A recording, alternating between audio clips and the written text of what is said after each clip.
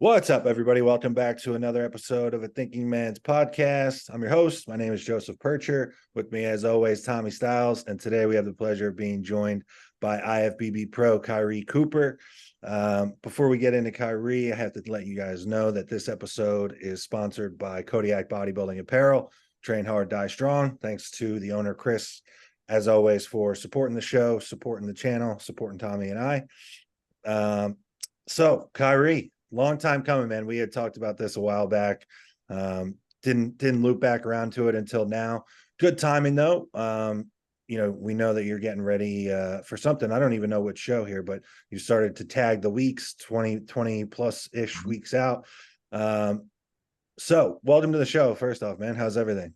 No, man, I appreciate you guys having me on. And like I totally understand, you were in prep. You know what I Yeah. mean? It was game time. And, like especially when I had the podcast, prep brain podcast is just it's not fun. You be talking and you just drift off into nowhere. Yeah. Yeah, 20, let's say 27, 28 weeks out from the Texas State What do you Pro. Oh, Texas State. Okay, right on. Sure. Where in Texas is that? Because you're in the San San Antonio Marcos. area, yeah? Yeah, it's in San Okay. Marcos. It's right up the Okay. street. Cool. Right on. Man, that's nice that there's a pro show so close to home for you. Yeah, and the San Antonio Pro is like 20 weeks out too. Yeah. So Yeah. like if I'm in shape, I might show up. We'll see. We'll We'll see. Yeah. Dropping. Very cool. Man, so tell us, tell us, the audience, a little bit about your background. So obviously, pro classic physique, pro men's physique as well. You doubled up and kind of went champ status. Yeah. But you're a dad, you're a military guy. So tell us a little bit about the behind the scenes maybe that everybody isn't privy to. For sure. And I'm really bad with like juicing myself up. So Sure. if I ever like, you know what I mean? So yes, I'm in the military, security forces, in the Air Force. It's kind of like military police. So we just maintain the law and order of the base, make sure our assets are good. I'm a dad to a 2-year-old. She's an absolute menace. We just got back from gymnastics practice where, she had the time of her life. I'm a husband to a beautiful woman named Sierra. I'm a man of God. I'm a coach. Don't do much advertisement. Yeah. It's really just like what we talked about before, where when people come and we get the job done. Posing coach too, same thing. Don't advertise it, but it's definitely those guys being like, "Hey, dude, I see you're a good poser. Like, can you teach me?" And I'm like, 1000%. We all have a wealth of knowledge that we can definitely share and give back, even if it's for free. Yeah, that's pretty much who I am. I had my pro debut last year at Texas State Pro, and I got fourth. I think it was like 3 Olympians. Won that show, and I ended up what was like fourth out of like 12, something like that, Yeah. which Yeah, is that was pretty a that was a very good pro debut. For those that don't know, that was a stacked show, and to show up there as your opener and get fourth, I mean, you definitely put your name on the radar. for I knew sure. about you already, and Joe did too. I mean, it was no surprise to us, but you definitely put yourself out there as like you're not going to your second show without the idea of winning in your head. And that Yes, and was that's what, no average fourth place either. Like pro debut, like you said, 3 Olympians. And this was not like a top three call out and then you're in the second call out, like excluded. You were in the first call out, in the yeah, top call out. And man, that it's a subjective sport. I almost feel like classic has become more subjective because there's such an array of different looks and there's so much flexibility in how you guys can hit your shots. So man, I remember seeing some of the online discourse as there being arguments that you could have been higher, and I don't think anybody would have argued.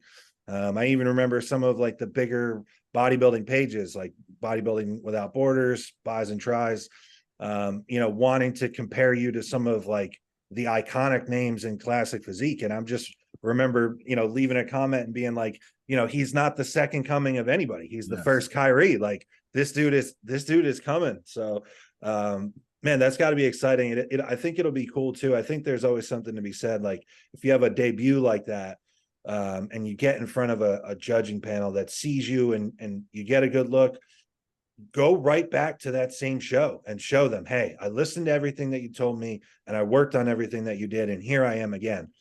Because they might notice, and this is not to say you couldn't go to other shows, do San Antonio, whatever, be at the Olympia later in the year. But I think there's something to be said for that, because they would notice that you worked on what they wanted more than anything else. Exactly. So, And the main feedback I got from Tyler was, dude, you have everything. Just make it bigger. Right. Yep. And he was like, in 5 years, because I was 174 at that show. Crazy. So he was like, in 5 years, you know, you tack on like 5-6 pounds each year. He was like, Yeah. if you were not the top guy, you failed yourself. Wow.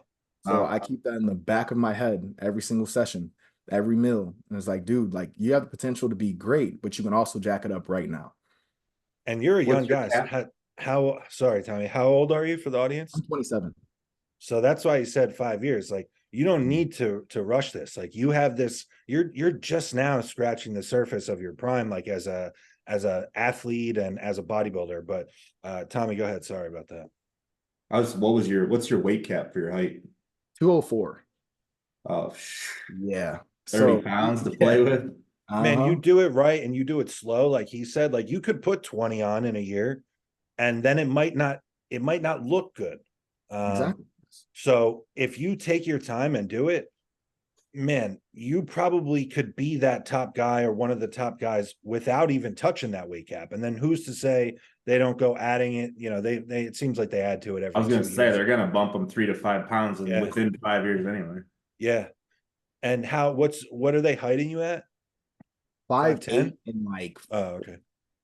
5'8" and like three Three quarters. quarters. So like, yeah, I can get Yeah. a Breon Afro and get that Yeah. 5'9" if I wanted to. Yeah. Get the inversion table out. Yeah. So tell us, man, because like, you know, you have the super pretty physique. You won a pro card in physique and classic. But I've seen you train. I know that you're training down there in the muscle factory, and we're going to get into that. Talk to us about your training and kind of what your overall, I mean, you know, we all kind of have the same general principles, but like, what are some of the philosophies that you have found worked for you? And what have you, since that pro debut, in your training, what are you trying to implement to bring that up? Because that was some pretty I mean, obviously incredible feedback to get, but pretty general feedback. It's not like they said, hey man, you got everything, but we need you to bring up your quads. Like, they just said, bring everything up, right? Just bring it all up evenly. So how have you approached that with your training? Keeping the same thing, same frequency across the board, right? Okay. Everything for me grows proportionately. So the goal is to not like, oh, I need to prioritize legs or lats or whatever it is. It's Right. still trying to allocate enough volume so I can, one, make my V taper much more crazier. So like lats from the front, lats from the back, and getting thicker, more dense from like the side chest. Yeah. So like keeping those things in mind. But I'm from the school of JP, dude. I want to get in just I knew that. That's why I asked. as much weight as possible for as many reps as possible. That is the goal. However, I do dabble into other like philosophies, and I think I think of like training is like it's kind of like MMA, right? Where everyone has a school of thought. No one's wrong. Yep. And no one's completely right. You just have to find out what works for you, Yeah, there's right? no So like rules, right? exactly. So it's like for someone that's fragile, it's like you don't train like JP. You're gonna tear both your pecs and benching or whatever it is. Yep. But for me, it's like, okay, cool. I'm sturdy enough, and I know that I can take this set to failure. Most people don't have the psychology to take a set to failure. So for me, it's like, okay, I can. However, on top of that, it's like I don't want to PR on a bicep curl. Right. So it's a balance, right? Yeah. So for like my meat, blah, blah, blah, blah, blah, meat and potatoes, my incline press, my dumbbell press, stuff like that. It's like, yes, we're going to push this. Pec fly, it's like, yes, I'm tracking it just to make sure it's trending, but I'm not looking there and be like, I need to do the entire stack. Yeah. So that's my And philosophy. you have that like such a pretty physique to go with it too, that you, even if you are sturdy, it might not be a bad idea to just be mindful as you are. Like you just outlined that you are already. But like on some of these movements, there is no reason to try to use an 80-pound 80-pound dumbbells on a fly. Like, that's something that you do it wrong and it could end everything that we were just talking about prematurely. So now you were saying like you do have like some of these other things. Like, do you dabble with intensifiers? Does it depend for you? Like, are you off season contest prep? Like, to what extent do you mess with any of that stuff? So it's definitely based on the body part, right? So let's say I'm having like an arm day. I can blast volume on arms. That's no issue. Yeah. I can get triple drop Yeah. set, quadruple drop sets. You can just send it. Yeah. However, like for a squat, it's like no, like that's just irresponsible. Yep. Leg press, not really needed. Just take it there. Leg extensions, maybe. So it's very, and then like off season, yes, I would probably use some intensifiers. Once the food starts coming down, it's like a lot of people think more is more, right? But when you start bringing back the volume and making sure that your performance is holding up, that's a good key, especially in the context of things. So like intensifiers, I love them. Man, my first prep, I was deployed and I did 2 sets of intensifiers, and both of them were drop sets on every single exercise. I just full sended it Yeah. every single exercise. And it was fun. Juicy pumps. It was fantastic. I didn't have any issues with it, thank God. Yep. But to take a step back and be like, okay, is that responsible? Is that Yeah. the best way? Is there a better way? Yes or no? And then we take that data and we figure out what works. Yeah. Where did you get the wherewithal to assess things like that? Was that like from a mentor or like following certain people, or is that just ingrained in you from the military? You guys, Kuba, JP, it's just all like I'm listening. I'm always downloading from you guys of like, I feel smashed and then I take 2 days off and I come back and I hit a PR. And I'm like, I've never tried that. Let me try that. Yeah. Or, maybe you just need to add more food. Maybe you need to take away more food. Maybe you need to scale back for a little bit and, just resensitize. So it's always listening to other people and seeing, okay, can I apply this? And even for my clients, it's like listen to their feedback. Do you even want to go to the gym today? Yes or Right. no? You don't? Okay, context. Do you need to go to the gym? Are you 2 weeks out? Right. No? Cool, you're in off season. All right, bro, chill out. Go home. Go walk around the park. Go take the girls out, whatever it is. But it's definitely being aware and also like listening to other resources, but also having that ear to be like, this guy's stupid. I shouldn't listen to this guy. He really doesn't know much. Yeah, I want to point out, like, just for people listening, like, we're talking to you. You're somebody that got feedback from the head judge that you could be like the crown of the Olympia, like crown of classic physique. And here you are, so quick to point out all the other people that you look to for advice or that you listen to. Tommy and I got this from Tommy, but we talk about it on the show all the time in terms of having like a white belt mentality. Like even the top people in the sport, like you die the day that you stop listening and learning. So just something that caught my attention as you were speaking, and I just wanted to point that out. Now we were talking about like the gym that you train in. For people that don't know, there's a really good gym down in San Antonio called the Muscle Factory, loaded with tons of pros. It's a private gym. You can't just walk in off the street and train.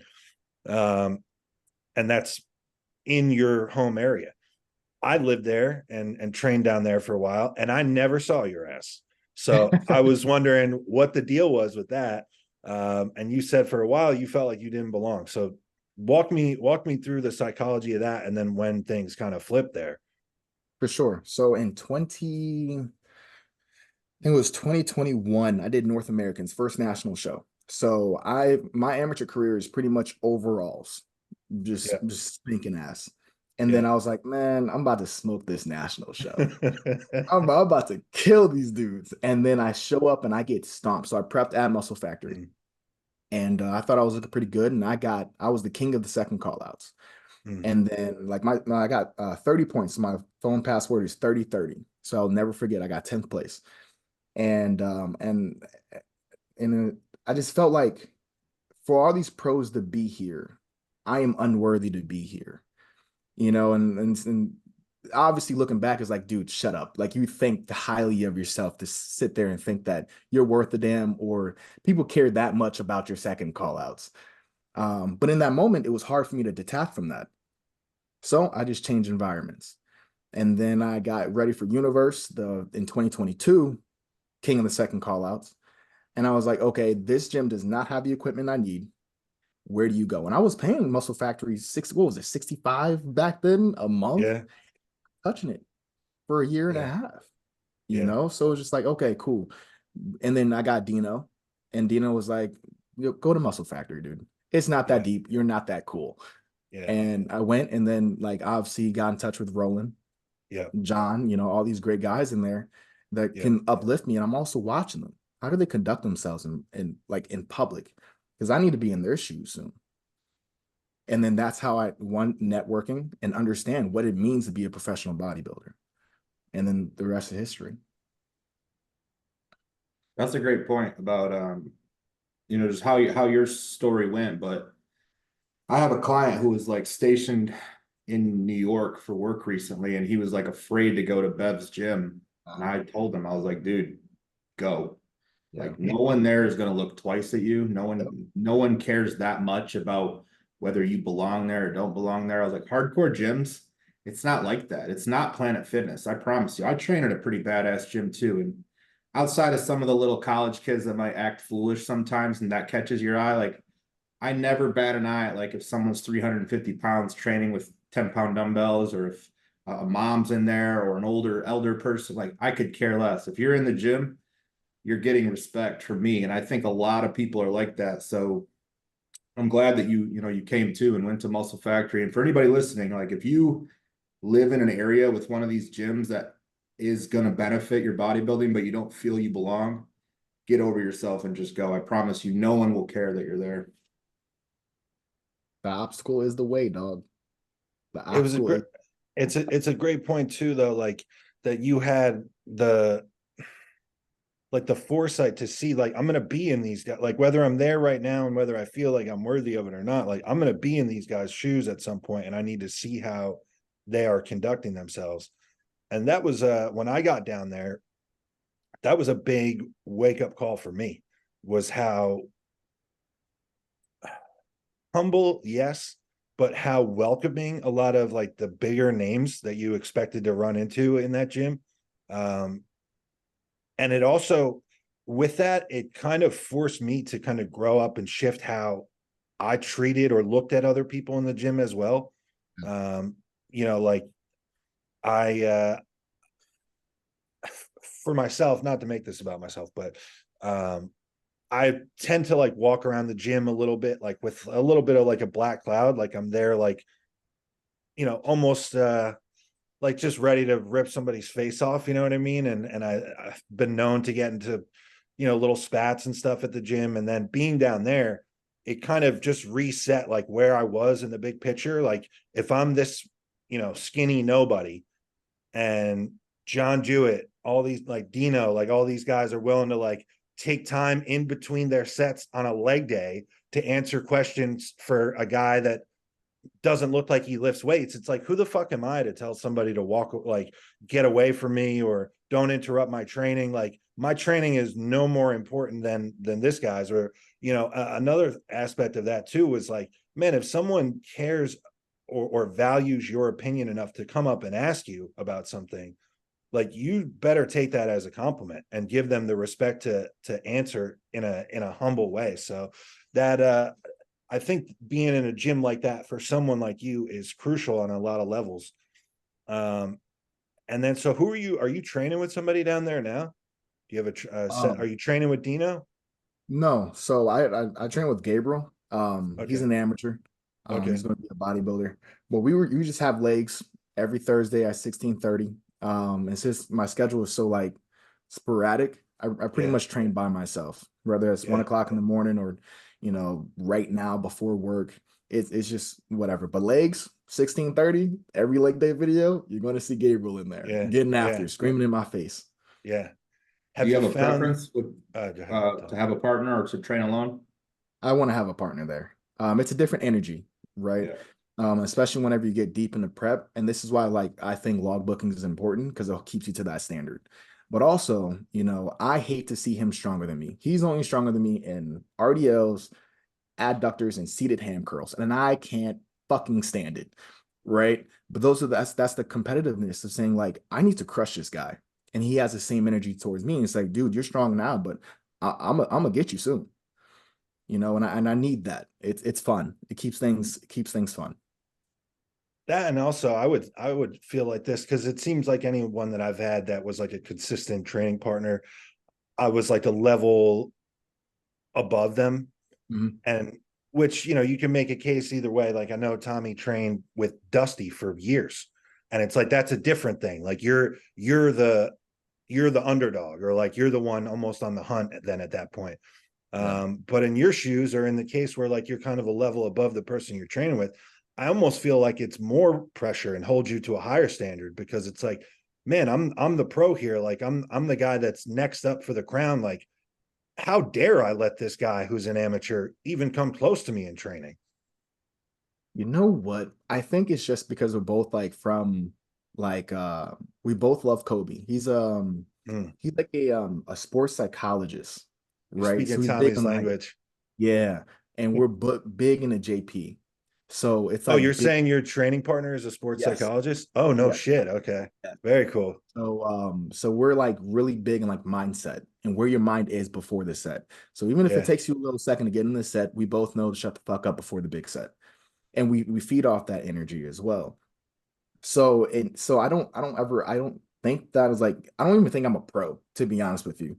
Right. It really just hits me whenever like I'm in a gym and then someone comes up and like, dude, I follow you on Instagram, dude. I look up to you. That's the only time it hits me. Other than that, I'm just a skinny dude with a very small waist out here just trying to get huge legs with Gabriel. Like Yeah. that's and for both of us to be mentally just locked the fuck in, it's just like it's fun. Now, what is that like, having him like with that background? Is he talking to you leading up to the set? Like, is he playing sports psychologist with you in between your sets at all, or No, but he knows, right? So there was one set, he knows how and to get under your skin, right? yeah, so there was this one set where we were warming up, we were doing pendulums, and my knees were killing me. Yeah. It was bad. And I was like, dude, I don't think I got it today. But I didn't say it out loud. But you can tell from your body language, you know, I looked in the mirror Yeah. and I was like, dude, you have to find it. And he Yeah. knew that. And he was like, don't look at yourself that fucking way. Mm. Like lock in. And it wasn't that much to just, you know, lock in, like, you know what, you're right.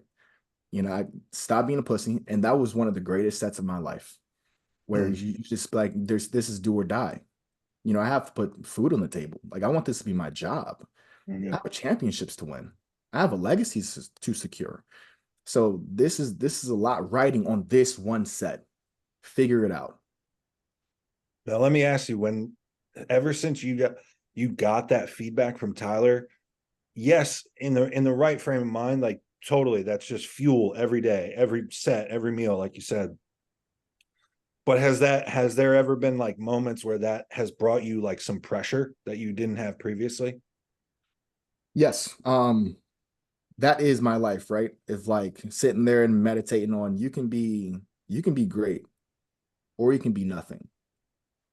And sit back and watching videos of like washed up NBA players of this guy was supposed to be the next Michael Jordan. What Mm. happened? He got caught up with women. He got caught up with Mm. drugs. He got caught up in the noise. I'm watching these cautionary tales and saying, Coop, this can't be you. You can't afford this to be you. If I was Right. single, cool. I can it's a different story. But I gotta put food on the table. I got a family, dude. Yeah. So yes, a lot of pressure, but then again, I'm forever grateful to be in this position. You know, wherever the cards land, it lands. You know, if I go to the gym tonight and I tear a pec, I'm okay because I know that God is preparing something greater for me. So Mm. I every day it's like even kill. I don't get too emotional with it. Like I can be the greatest. And I don't like I can be trash. I don't you send check-ins, you shut up and you keep pushing on. I can respect that mentality, because for a lot of the listeners listening, they're not there yet. And it took me a while to get there too, a lot of years. But it when you can remove emotion from this whole process and just train your sessions, eat your meals, send your check-ins, never praise yourself too much. I see that as a weakness for a lot of people who post pics, and their captions give them away that they're praising their strengths or maybe some body parts that are good, but they're not focusing on their weaknesses. And then they feed into the validation in the comment section. That's like with the gorilla emojis and the fire and all that shit. You're going to be the overall champ. Like it's good. You definitely need to believe in yourself. You definitely need to believe you can win. But bodybuilding is very different than like a football game or MMA, like sometimes you're just not ready to win based off how much time you spent under the bar and how much time you spent bodybuilding. That's just the way it goes. And I've had to have that talk with a lot of my competitors that, are new and hungry and hype. And I remember that being, going into my first show thinking I was going to win and getting last place. Like that's just how it goes. But when you get to a place where you can remove emotion, good or bad, and you're just neutral through your days, that's when you really start to lock in, and there really is no bad days when you could stay there. Yes. Anytime I get injured, it's my very first thought is, all right, what can I do now? This just happened. I can't go back. This sucks, but you get about 5 minutes to be a little bitch about it, and then you got to move forward. And that's if you're in it for the long game and you want to play, become a 10-year man like we've talked about, you're going to have to adopt that philosophy at some point, because what I've seen social media create now is a lot of comparisons. Young kids comparing themselves to Olympians, saying I'm not where Derek Lunsford is, or I'm not where Hadi Chut, or any name. And it's like, you're not even where they were at their first time going into a national level show. You're not even like close to that. So remove that thought, like start paying attention to the top level amateurs, or start paying attention to who's winning the state shows in your state. Yeah. That's where you should be aiming to get to first. But this game of comparing to people who are like 15 plus years ahead of you is not going to help you. And it's just going to create an emotional burden. And it's hard. It is hard. And especially because a lot of people are emotional, and social media is not helping any of it. But, it's a skill, right? And I attribute the military because, like, shit happens, dude. And you're just going to have to eat it. That's it. Same thing I can guarantee with the fire department, because we work with those guys. It's like, you're going to have that day, and there's nothing you can do about it. You're just going to have to eat it. Yep. And it sucks to suck. You just detach. I mean, that's how it goes. But I'm your mentality is very impressive, and I can see it in your training, because I do follow you and watch your videos. It's intensity like JP preaches, but it's also precision. Like, I remember Joe said a line once about Steph Curry shooting free throws that Phil Heath said. And that's how I see all your reps, is like, you're very precise. You're very humble in your approach to the logbook. And again, that's a skill that has to be learned. The logbook is a great tool, and I think a lot of people just misuse it because they want to see the numbers go up, but they don't actually understand what the progression is within each movement. And it takes time. That's why training is such a skill. So when I have someone sign up with me and they're like, yeah, I train hard, no issues there, it's like, I bet there's a ton of issues. But that's a good thing, because that gives you runway to improve and focus on all these little things that you can make better. But you have to really humble yourself to say, like, yeah, I need a lot of work, but I want to do that work. Yeah, like with the training too, like there is, I have to comment on this because it's a conversation I had with two separate clients today, and it took up a crazy amount of time and energy from me, like literally just hours ago, where, it's like, oh, everything's going up. Like, they send training videos and it's like, oh, this is 5 pounds up and 2 reps up. I'm like, yes, but there was no value in those numeric progressions. Like, because you did an entirely different set. Like, there is no standard to this set at all. So it's like, you can be a fan of JP and James and all these guys, Dorian Yates, but the point gets missed. Like, there needs to be like value drawn from the progression that you're talking about and writing in your logbook. Like, I have seen people weeks and weeks, months on months, take all their drugs, eat all their food, sleep, do all of it, make progressions on the logbook, and they don't get any better because they moved the weight and made these progressions with everything other than the working muscle. And it's like, that is where, like, we were talking about my point is, like, we were talking about being emotional. People, I think it's a skill to know when to turn on and off your emotion in training. Because if you go in every time and you're just this hyper emotional trainer, like your first 3 or 5 years in the gym, that might be awesome. And like, it might be a big outlet for you, and you will make progress at that point. But then at a certain point, like, it needs to be precise, like Tommy was talking about. And I think like hearing your mentality, it was a good point by Tommy to kind of link like hearing you and have a more in-depth conversation, and then putting that with the training, because it's like, okay, now it all makes sense. And you have referenced like, you know, being a military man with that. I think part of that too, like you had talked about, like you're a man of God, you're a husband, you're a father. It's, I don't want to say it's an easy thing to have a child, but it doesn't take a whole lot. Usually the whole process is about 2 minutes or less. It's another thing to be a father. So do you feel like all of these things, like, man, like just talking to you, you're like one of the most buttoned up people that I know, regardless of age. So, you know, of course the military would have contributed to that, but then do you feel like your family life and your faith and all these things, it all has to play a role, right? Yes, 1000%. And I, once again, I have a great wife that keeps me grounded. That How keeps long have me, you guys been together? we've 2019, well, we've been together since 2016, late 2016, and we got Wow. married in 2019. Wow. Okay. So we're going on to 5 years next month. And we had our 5 ups years and married. Yeah. 8 years together. downs. So, oh, so 5 you years, were, so you were together with her at 19, 19, 20, something like 20, that. 20. Okay. Yeah. And we had our ups and downs, especially with bodybuilding. You know, like Sure. after I got my ass, like I don't think you understand. I thought I was the next Phil Heath when I was nothing, right? And I pulled up the universe and I got my ass whooped, destroyed. Well, you know what I mean? Like context, right? I got my ass Well, whooped. thinking you're first, yeah, and then you end up eighth or Yes, whatever it is, and it's like, yes. yeah, Like you got your ass whooped. they kept calling numbers, and my numbers didn't get Yeah. called. Right. And you sit there and you get heartbroken because you thought it was it. You know, I had a coach telling me Yeah. this is going to be the overall, and I'm like, yeah, Yeah. I believe it. Yeah. And I go back home, and that was a really terrible prep for us, you know, because I was very selfish. We just Yeah. had the baby, you know, in March or February of that year. I started prep in March. So, you know, moms, they go through a lot in those first few months. Right. I wasn't emotionally, physically to be there for her. Right. And so it was very hard. So even to go through, you know, the nationals prep, I had to sit there and we had to have a talk and was like, hey, dude, like, we can't do this again. Yeah. So, you know, to have that conversation with her, and she was like, you know what, like after Texas State, that amateur show where I won the double overall, and I finally became the man I felt like I was on the right track to be. That's when she was like, okay, this bodybuilding thing is the next thing for us. And then Yeah. she got bought in. But if Yeah. it wasn't for that moment and me busting my ass to have that Texas State moment, Yeah. bro, everything would have shattered because it all starts at home.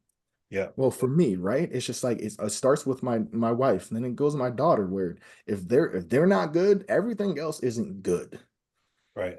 You know, because I It's such a good point to, because again, there's a lot of listeners who want to make this a career, whether that be through competing, coaching, posing coaching, apparel, some sort of niche in the fitness bodybuilding industry. They want to make money and make that their thing.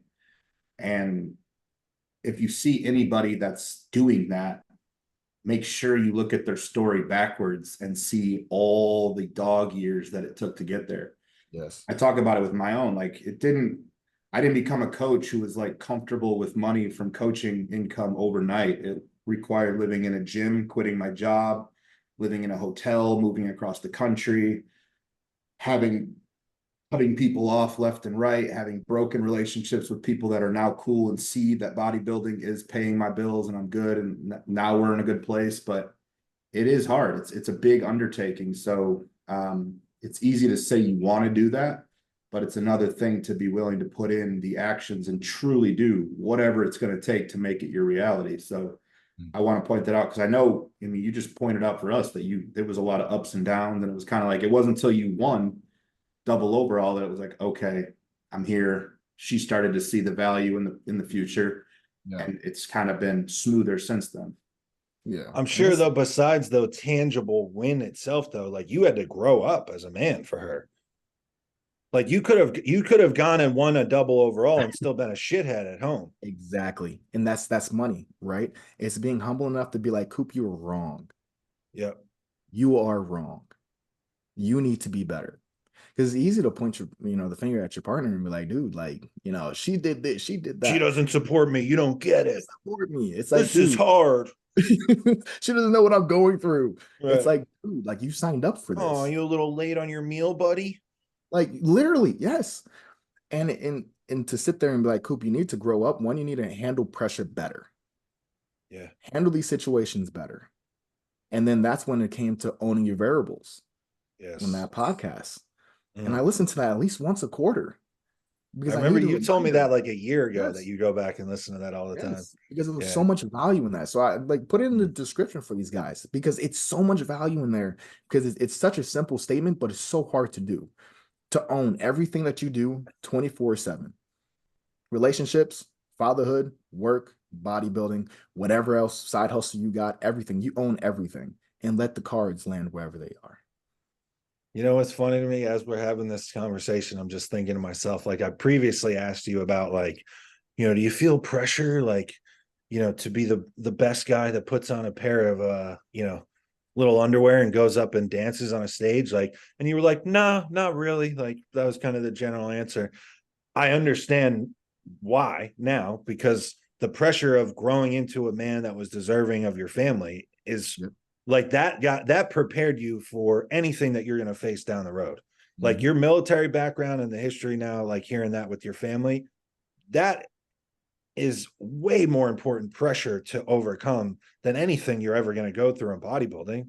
Like you're not getting locked in a cage with somebody that's going to beat you up or, Yep. it's not like, you, especially being deployed, like you've seen shit that's real pressure, real adversity to overcome. So, um, yeah, that's it kind of all prepared you for, what this bodybuilding thing is going to be for you down the road. Yes. And it's definitely like people need to do more hard stuff, like voluntary hard stuff, Yeah. whatever it is, even if it's like getting outside your comfort zone and going for that, job promotion or whatever it is, and becoming that leader Or quitting that job. or quitting that job and chasing something that you actually want to do. But Yeah. it's going to be hard. It's a risk, but you're going to have to do it.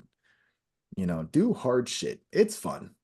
Yeah. You And it's start super small with like I mean, I got the idea from Joe about the birthday set to do last Friday. My birthday was Saturday. I did 33 reps. God. That was a mental, like it was there, like knowing that I had to do it. And I told my training partners, I was like, I'm doing this. You guys don't have to, but I put the pressure on myself, like, because you only get that set once. I turned 33 the next day, legs is next week. I can't get 32. I can't get 29. So no matter what, unless it crushes me, I have to get to 33. And by 25, it was like, wow, I'm sweating bullets because I know these guys are watching. And again, we talk about being a leader, leading from the front. Like my training partners, I coach one of them, one of them super young, but there's a competition. It's like, I'm not going to issue a challenge to myself verbally to these guys and then fail. right. So Yeah. 8 reps becomes very doable when that's the case. But it could be something that small, whatever your situation is, you can make something hard for you on one day. And if you just do it, now you've created momentum to build into the next day. Mm-hmm. It creates that like feedback loop though too, where it's like going into it, you're like, fuck, this is gonna suck. Like, I don't think I'm gonna really be able to do this.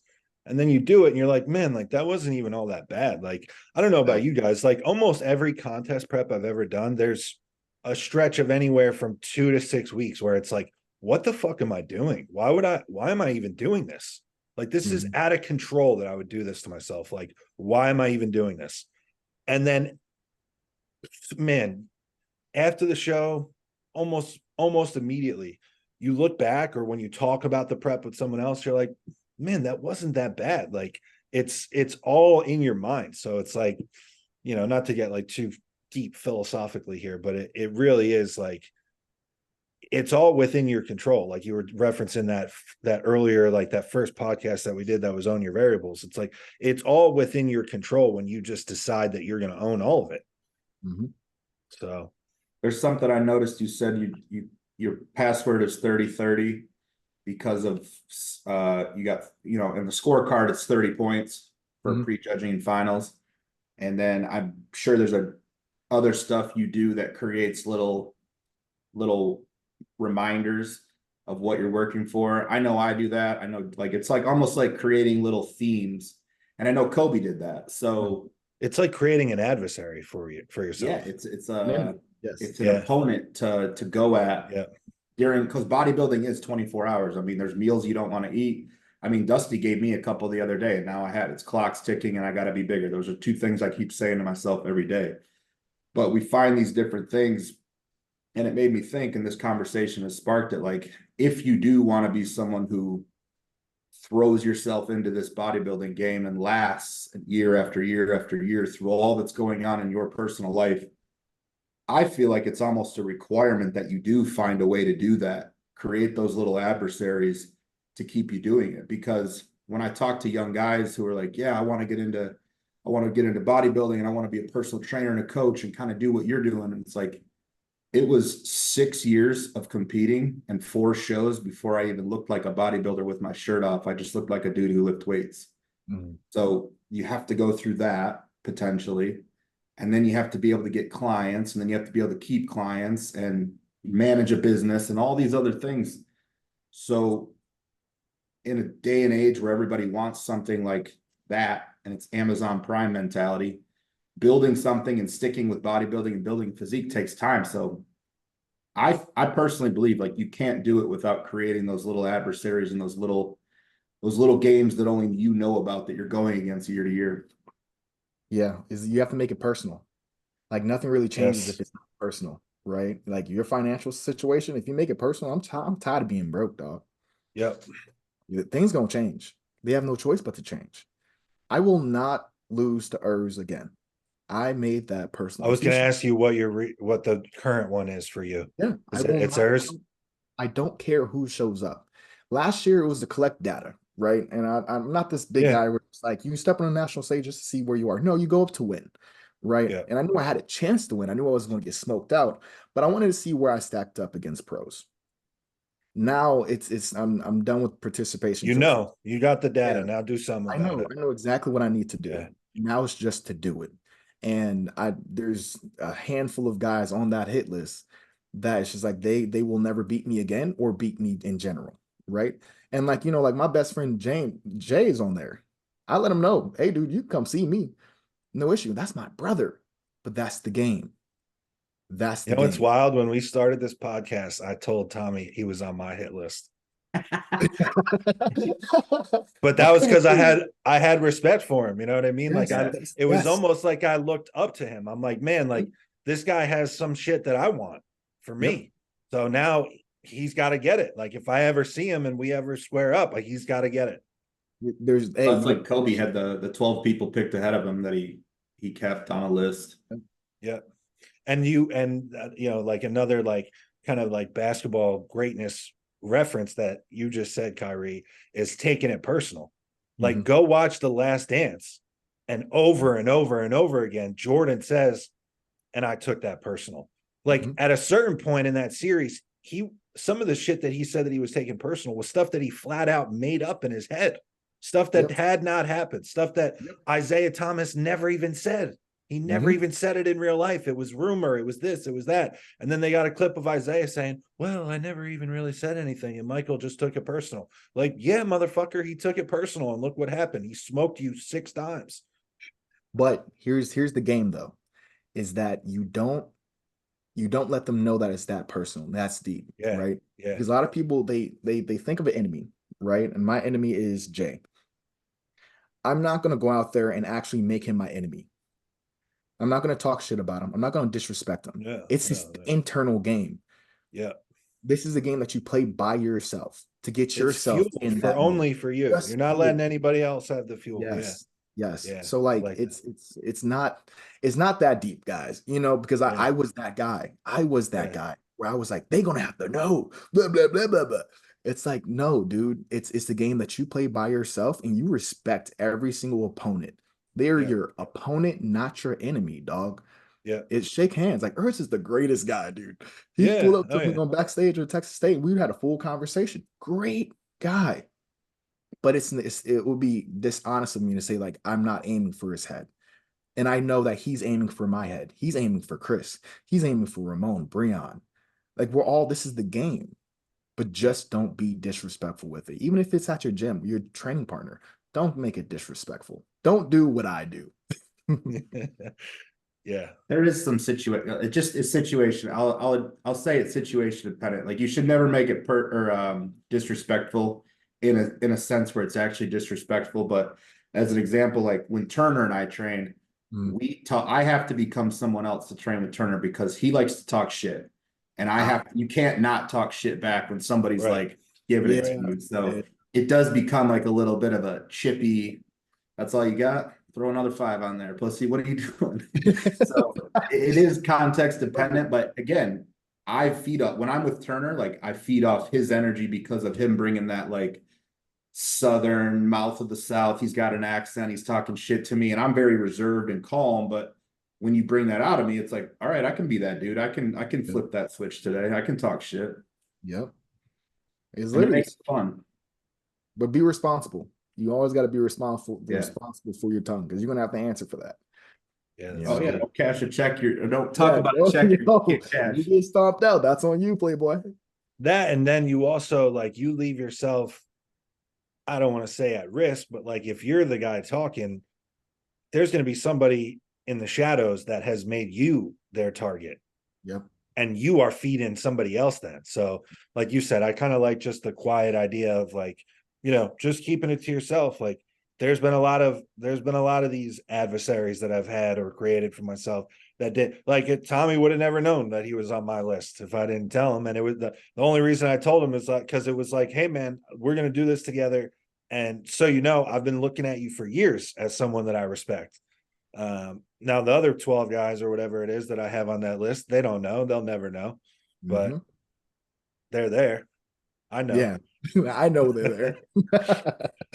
It's a respect thing though. All of it stems from respect. No, it like, is. Respect It's for the respect. game, respect for others. Like anybody who's I say crazy enough to get like in deep with this bodybuilding pursuit, there's a huge respect because you just know that a guy has gone through the same trials and tribulations that you have. There's a guy who's forced himself to eat a meal at 2 a.m. that he did not want to eat and done that multiple days in a month over and over and over again. And it's like, because bodybuilding creates a lot of internal dialogue. Like I think you said it, Joe, like, why am I doing this? Yeah. Like I ask myself that so many times, not because like I don't want to do it, but also like, man, why am As I? a reminder, doing like this? I better have an answer. Yeah. And then it's like, what else would I be doing? This is exactly what I want to do. Yeah. Yeah. Especially when shit gets mad tough. And that squat set, Yeah. you know, you're in your 15th rep, you're just taking singles at that point, you better figure it out. Because those micro that's where it's like, okay, like Urs is gonna do this one. Yep. Urs already did 16. Yep. I gotta do another one. And then another one. Yeah. Yeah, that's awesome, man. Well, this has been a killer conversation, man. We'd love to have you back on and revisit it at some point, maybe after the season for you. Or whenever you're free. But we'll be looking for you, man. You got two big fans in Tommy and I think probably a lot more fans after people hear this and see you. Appreciate that, man. Yeah, man. So anything, you know, I know that you talked about it earlier, but you do coaching, you do posing coaching, or you doing like virtual posing where people can FaceTime with you? Yes. Cool. And then where can people get you? Man, Kirhee Cooper. So I'm gonna spell it out, Kirhee, because if I just lead you astray by saying Kirhee, right? So it's Kilo India Romeo Hotel Echo Echo Cooper. So Kirhee. Yeah, it'll be underneath too. It'll be in the description. But and then anything else that you want to promote? Do you have sponsors or anything? No sponsors. I'm broke. Man, I didn't I was just giving you a chance to shout it out. Somebody listening to this, hint, somebody listening to this, get this man, get in on this, man, like you're investing in a stock early on. Well, I appreciate you guys having me on, man. You know, it was really just 3 dudes having a conversation about what we love. You know, I appreciate, and I don't think enough guys tell you what you guys are doing is fucking phenomenal, and it's changing lives. You know, and it changed my life. So I really do appreciate both of you. You know, from the bottom of my heart, keep fucking hunting, keep doing what you're doing. Yes. And man, the legacy is yours. Appreciate it, bro. Yeah. So for Kirhee Cooper, for Tommy Styles, I'm Joseph Pircher. This was a Thinking Man's podcast. And until next time, guys, we are out.